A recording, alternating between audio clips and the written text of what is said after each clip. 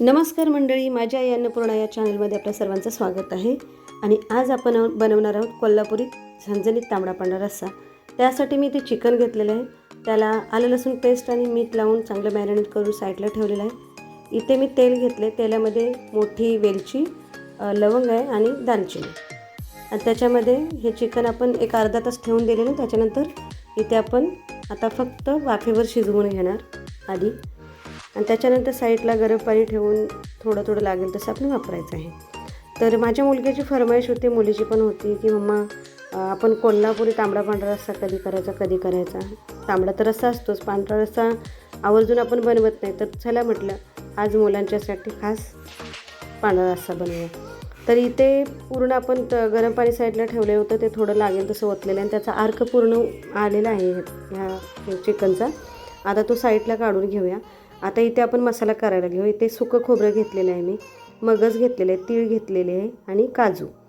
आता ह्याचे आपण चांगले बारीक मिक्सरला करून घ्यायचे. इथे तमालपत्र घेतले, लवंग घेतले, वेलची घेतलेले आहे आणि चक्री फूल घेतलेलं आहे. आता जो मसाला केला होता ना आपण, तो सर्व ह्याच्यामध्ये तेलात छान असा परतून घ्यायचा.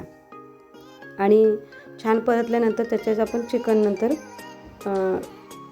जे गाळून घेतले ना त्याचा अर्क उरलेला तो अर्क ओतून घ्यायचा. इथे आता थोडं गॅस फास्ट असल्यामुळे ते थोडं लागायला लागलेलं आहे. आता तो अर्क जो काढला होता साईडला तो मी इथे ओतून घेतलेला आहे. आणि ओल्या खोबऱ्याचं दूध काढून घेतलं होतं पूर्ण. तर तो उकळी सुटली की त्याच्यावरती हळूहळू सोडून ढवळून घ्यायचं. आणि इथे आता आपला रेडी आहे पांढरा रस्सा. आता आपण काय करायचं, ह्याला उकळल्यानंतर साईडला ठेवू आणि आपण तांबड्या रस्स्याची तयारी करायला घेऊया. तर इथे पण मी काय केलेलं आहे, सुकं खोबरं घेतलेलं आहे, हे सर्व भाजून घ्यायचं आहे. कांदा घेतलेला आहे, कारण मागाशी जे खोबरं ठेवलं होतं त्याच्यातलं शिल्लक ठेवलं, कारण तांबडा रस्सा पण म्हटलं दाखवूया आपण.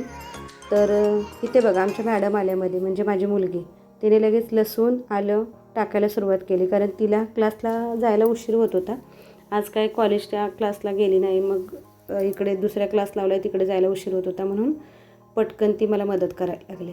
आता ते सगळं मी मिक्सरच्या भांड्यामध्ये काढून घेतलं. त्याच्यामध्ये कोथिंबीर पण घेतली आणि बर्फाच्या क्यूब घेतल्या. आता ते बारीक छान करून घेतलं आणि ते सेम प्रोसेस ह्याचीच, म्हणजे मसाला पूर्ण भाजून घ्यायचा तेलामध्ये, पांढऱ्या रश्श्याला केलं तसं. आणि ह्याच्यात फक्त एवढंच की चिकन मसाला टाकला, हळद, मीठ आणि लाल तिखट, हे छान परतून घ्यायचं. आणि जो थोडा अर्क उरला होता ना, बाकी म्हणजे 2 डिवाईड बी केलं होतं दोन्ही साईडला, तांबड्या रस्स्याला आणि पांढऱ्या रस्स्याला, तो हे छान मसाला छान भाजून झाला की त्याच्यामध्ये टाकून घ्यायचं. आता इथे थोडे माझं डायलॉग आणि आचार्य म्हटल्यावर थोडं मध्ये मध्ये कॉमेडी करायला लागतं, आणि त्याच्याशिवाय तुम्हाला पण व्हिडिओ आवडत नाही. तो बाकीचा अर्क उरलेला ना तो ओतून घेतला, तांबड्या रश्श्याला ठेवला होता तो. आता झाला इथं तांबडा पांढरा रस्सा आपला रेडी. आता आपण काय करूया, सुकं मटण बनवायचं, सुकं चिकन बनवायचं आहे.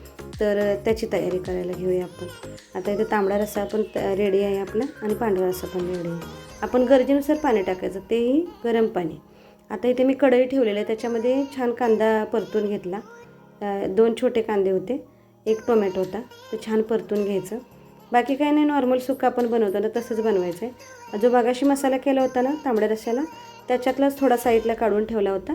सेम प्रोसेस, सेम कांदा, खोबरं, सुकं खोबरं वगैरे सेम प्रोसेस. आणि तसंच लाल तिखट वगैरे चिकन मसाला टाकून त्याच्यामध्ये चिकन टाकायचं आणि परतून घ्यायचं. फक्त एवढंच की पाणी अजिबातही टाकायचं नाही ह्याच्यामध्ये. आपण फक्त वाफेवर शिजवून घ्यायचं सुकं मटण म्हणून. आणि ही लाल तिखट आहे, गावचं तिखट आहे, माझ्या आईने बनवलेलं झणझणीत तिखट आहे. आणि आम्ही कोल्हापूरचे असल्यामुळे कोल्हापूरचा झणझणीत तांबडा पांढरा रस्सा आवर्जून बनायला पाहिजे आमच्या घरी. तो बनत नाही, त्याचं कारण असं की माझ्या घरी नेहमी नॉनव्हेज नसतं, कारण मुलांना आवडतही नाही. आत्ता ते बऱ्याच दिवसांनी मुलं बोलली माझी की मम्मी मला तांबडा पांढरा रस्सा बनवून दे, त्याच्यामुळे हे आज आवर्जून फरमाईश केली. तर इथे छान आपली कोल्हापुरी झणझणीत तांबडा पांढरा रस्स्याची थाली तयार आहे. जर तुम्हाला माझा व्हिडिओ आवडला तर लाईक करा, शेअर करा, भरपूर शेअर करा. आणि कमेंटमध्ये तुम्हाला व्हिडिओ कसा वाटला तर सांगायला विसरू नका. आणि आपल्या चॅनलला सबस्क्राईब करायला विसरू नका. धन्यवाद.